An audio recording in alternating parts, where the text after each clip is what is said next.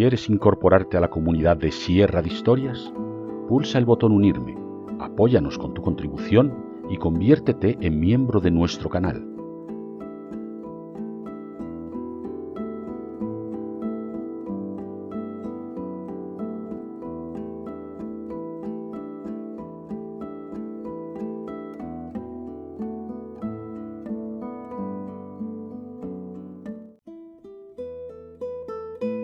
Sierra de Historias, con Alberto Garín. Enrique VIII murió en 1547, siendo sucedido por su hijo Eduardo VI, un niño de solo 9 años. Para garantizar su gobierno, el rey difunto había establecido antes de su muerte un consejo de regencia integrado esencialmente por los tíos maternos del nuevo monarca, Eduardo VI, la familia Seymour y los allegados a estos. Lo que se buscó fue reforzar el programa político de Enrique VIII, ese autoritarismo que había impuesto en los últimos años de su reinado, reforzado con el hecho de haberse convertido en la cabeza de la nueva iglesia cristiana de los ingleses, la Iglesia Anglicana. Pero en realidad lo que querían los miembros de este Consejo de Regencia era asumir ellos mismos, el trono que ostentaba Eduardo VI. No lo consiguieron, porque Eduardo VI murió muy pronto y fue sucedido por su hermana mayor, María Tudor, una ferviente católica que contaba con el apoyo de la mayor parte de sus súbditos, porque a mediados del siglo XVI la mayoría de los ingleses seguían siendo católicos. El futuro rey de Inglaterra, Eduardo VI, nació en 1537. Era hijo de Enrique VIII y de la tercera esposa de este, Jane Seymour, quien falleció a poco de dar a luz. Desde su nacimiento, Eduardo se convirtió en el heredero al trono inglés, marginando a sus hermanas María e Isabel, y siendo coronado tras la muerte de su padre en 1547. María Tudor había nacido en 1516, siendo criada en la corte real, pero tras la separación de Enrique VIII y Catalina de Aragón, María fue marginada de esa corte y deslegitimada en el primer acta de sucesión de 1533, en un momento en que la segunda esposa de Enrique VIII, Ana Bolena, dominaba la curia real.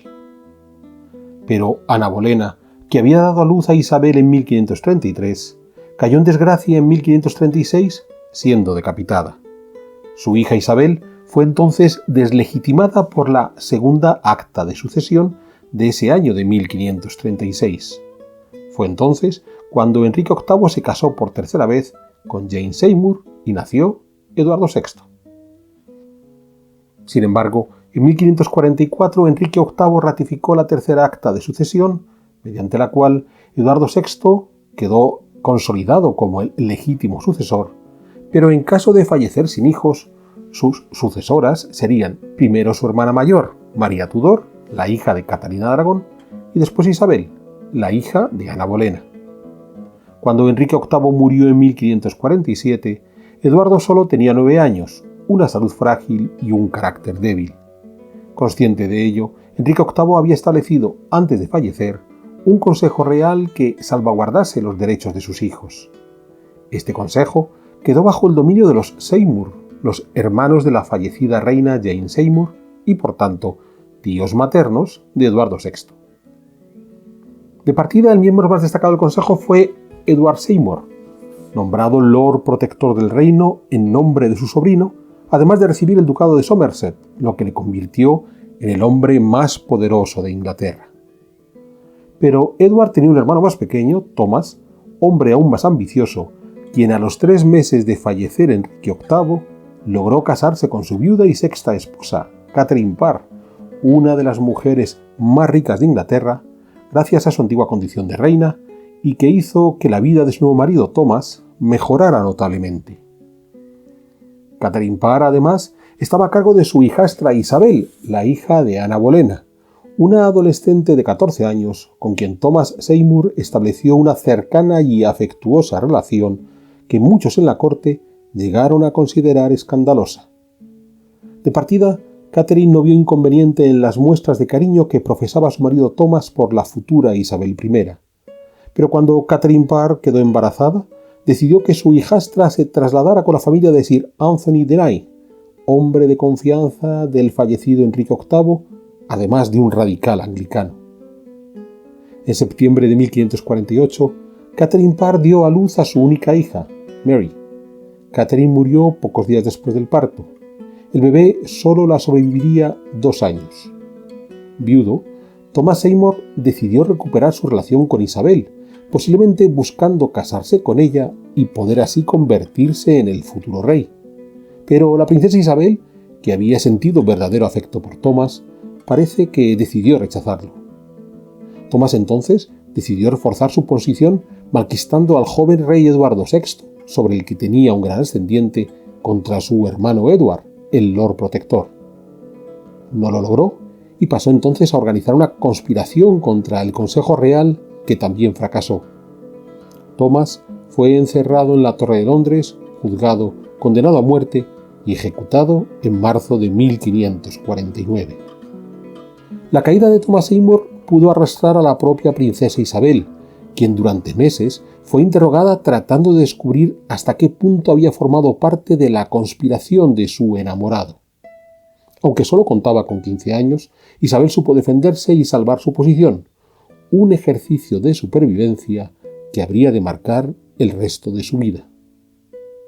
Mientras Thomas Seymour buscaba cómo hacerse con el poder a través de sus tretas amorosas y corruptelas, su hermano Edward, como Lord Protector, había decidido entrar en guerra con Escocia, buscando una victoria que consolidase su posición. En 1542 había muerto el rey de Escocia Jacobo V, sobrino de Enrique VIII. Como heredera había quedado su hija, María Estuardo, una niña que solo tenía unos pocos días, por lo que hubo de crearse un consejo de regencia que negoció con el monarca inglés el Tratado de Greenwich de 1543. Por este tratado, el futuro Eduardo VI, hijo de Enrique VIII, habría de casarse al cabo de 10 años con María Estuardo, recordemos, sobrina nieta de Enrique VIII y por tanto sobrina en segundo grado del propio Eduardo VI. De esta forma se buscaba la unión de Inglaterra y Escocia. Pero Edward Seymour no estaba por esperar esos 10 años pactados y atacó Escocia. Derrotados en septiembre de 1547, los escoceses buscaron el apoyo de Francia, prometiendo a su reina, la niña María Estuardo, con el delfín Francisco, hijo de Enrique II, hasta el punto de que María Estuardo fue enviada a vivir a Francia. El resultado fue que la guerra con Escocia se enquistó, el mantenimiento de las tropas de ocupación inglesas se volvió muy oneroso y durante 1549 se fueron produciendo sucesivas revueltas contrarias al gasto militar desmedido, unido al malestar religioso entre católicos y anglicanos. En febrero de 1550, el Consejo de Regencia logró deponer a Edward Seymour, duque de Somerset, siendo sustituido por John Dudley, conde de Warwick, y quien había sido uno de los principales aliados de Edward. El duque de Somerset fue reintegrado al Consejo de Regencia meses después, pero en octubre de 1551 fue enviado a la Torre de Londres, acusado de traición, una acusación que se vio agravada por el insaciable enriquecimiento que había logrado durante su gobierno como Lord Protector. En enero de 1552, Edward Seymour fue decapitado. De 1550, en el momento de la caída de Somerset, es decir, Edward Seymour, contamos con uno de los retratos más conocidos del rey Eduardo VI, elaborado por su pintor de cámara William Scroggins. De posible origen neerlandés, sabemos que Scroggins trabajaba en la corte de María de Hungría, en los Países Bajos, desde 1537, antes de trasladarse a Inglaterra en 1545, donde se convirtió en el pintor de cámara de Enrique VIII, tras el fallecimiento de Hans Holbein el Joven en 1543. Ya tuvimos ocasión de hablar de Holbein en una sierra de historias previa. Scroggins, siguiendo la línea de Holbein, se especializó en retratos de corte muy naturalistas, pero donde la capacidad de lograr profundidad era un tanto limitada. Scroggins retrató numerosas veces a Eduardo VI, pero este retrato de 1550, hoy en una colección privada, reúne todos los elementos que había de caracterizar al joven monarca. De partida, la colocación de 3 cuartos, sentado pero con las piernas abiertas, una pose muy del gusto de Enrique VIII, con el que también comparte la querencia por los ropajes de lujo, pero sin las marcas distintivas de la realeza, la corona, el cetro, en ese empeño de querer mostrar su grandeza sin necesidad de atributos externos. Eso sí, Eduardo VI lleva colgado el emblema de la Orden de la Jarretera, la principal orden militar inglesa, equivalente, aunque más antigua, a la del Toisón de Oro de los Borgoñones y Habsburgo. Detengámonos en este detalle, pues en los otros retratos de Eduardo VI, pintados por Scrooge o su taller, que hemos estado viendo, el rey no lleva la Orden de la Jarretera. Que aquí sí lo haga es toda una declaración de su apego por la tradición, por seguir el camino marcado por los monarcas que le precedieron desde que Eduardo III estableció esta orden de caballería a mediados del siglo XIV. La presencia del emblema de la jarretera hemos de ponerla en relación con la Biblia, bien identificada, en latín, que el rey lleva en la mano.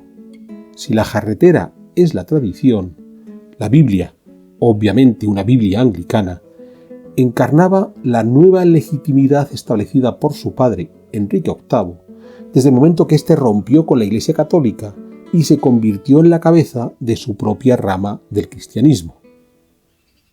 Eduardo VI, ese niño frágil, recibió sin embargo una educación muy esmerada. Llegó a aprender varios idiomas, era capaz de manejarse, además del inglés, en español, francés o italiano, y también conocía el latín y el griego clásicos. Le enseñaron también a interpretar algunos instrumentos y sobre todo tenía una desmedida pasión por la geografía. Pero en el momento que llegó a la adolescencia y bajo la tutela del arzobispo Thomas Cranmer, su educación religiosa se centró sobre todo en la aceptación de la reforma anglicana, aquella que había puesto en marcha su padre Enrique VIII y que en estos años del gobierno de Eduardo VI estaba siendo de alguna forma cimentada desde el punto de vista teológico. Es curioso porque cuando nació Eduardo VI, dado que su madre murió casi de inmediato, en esa primerísima infancia le cuidó su hermana mayor, María, con la que siempre tuvo una relación muy afectuosa y de la que tenemos numerosas pruebas en los documentos escritos que se conservan de la relación entre ellos. Sin embargo, a pesar del empeño que el jovencísimo Eduardo VI puso por tratar de convertir a su hermana María a esta nueva iglesia anglicana, María tozudamente se resistió. Y eso provocó que, pese a ese cariño que había entre ellos, en el último momento Eduardo VI decidió sacar a María como su heredera al trono.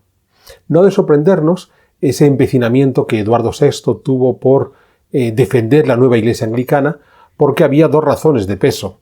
La primera es que, desde un punto de vista religioso, espiritual, le habían convencido de que era el camino correcto de la salvación, y él, como rey de los ingleses, tenía que ser el abanderado que defendiera esa nueva iglesia y así garantizar la salvación de las almas de la mayor parte de sus súbditos. Entonces no es una cuestión meramente personal, está encabezando una forma de garantizar esa salvación al conjunto del reino. Pero hay un segundo motivo, un motivo mucho más político, que es el de la propia legitimidad de los Tudor. Si Enrique VIII, en el momento que ha hecho su reforma religiosa, de alguna manera ha sido designado por Dios para ser la nueva cabeza de esta iglesia cristiana, de la iglesia anglicana, es una forma de ratificación, de legitimación de estos Tudor, que recordemos habían tomado la corona solo 2 generaciones atrás con Eduardo VII al terminar la Guerra de las Dos Rosas. De modo que también en ese ámbito político inmediato, Eduardo VI tenía que abrazarse a la iglesia anglicana como otra fuente de legitimación. Obviamente, tanto sus tíos, los Seymour, como cuando estos caen y queda como Lord Protector del reino John Dudley, Dudley va a ser uno de los que inicie de una forma más virulenta la persecución contra los católicos como una forma de mostrar que era necesario sí o sí imponer esa iglesia anglicana. De nuevo, recordemos, no tanto por un empecinamiento meramente teológico, sino por esa auténtica necesidad de garantizar la salvación de los ingleses al tiempo que se legitimaba al rey de esos ingleses. En 1550, además, dentro de este inicio del gobierno de John Dudley, se abrió el debate sobre el matrimonio del rey con objeto de garantizar un heredero. Ya hemos visto cómo, años atrás, la primera candidata fue su sobrina María Estuardo, reina de Escocia. Durante el gobierno de los Seymour, se planteó la posibilidad de unir a Eduardo VI con otra de sus sobrinas en segundo grado, Juana Grey, también bisnieta como María Estuardo de Enrique VII y junto a quien el propio Eduardo VI había pasado buena parte de su infancia.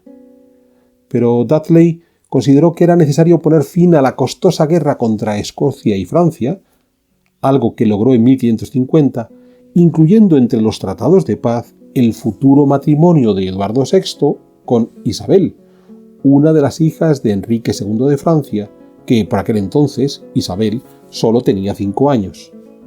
Aquel matrimonio no fructificó, pero con el paso del tiempo, Isabel de Valois terminó casándose con Felipe II de España. La firma de la paz con Francia y Escocia le permitió a Dudley sanear las finanzas inglesas, pero también le provocó una pérdida de reputación, pues en gran medida había salido derrotado en la paz. Eso no le arredró, y Dudley siguió adelante con sus planes de tratar de acaparar más poder. Y en octubre de 1551 fue nombrado duque de Northumberland. Poco después, como ya hemos visto, hizo encarcelar y ejecutar a su antiguo aliado y principal rival, Edward Seymour, y en mayo de 1553 logró que uno de sus hijos, Guilford Dudley, contrajese matrimonio con Juana Grey, aquella bisnieta de Enrique VII que llegó a estar prometida con Eduardo VI.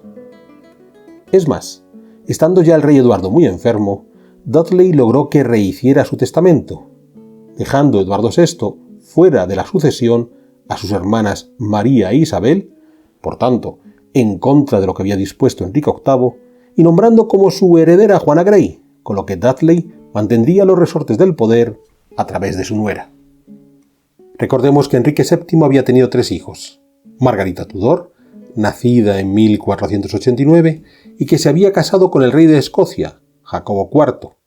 María Estuardo era su nieta. El segundo hijo había sido Enrique VIII, quien, además de Eduardo VI, como bien sabemos, tenía otras 2 hijas, María e Isabel. Por fin, la tercera hija de Enrique VII fue María, abuela de Juana Grey.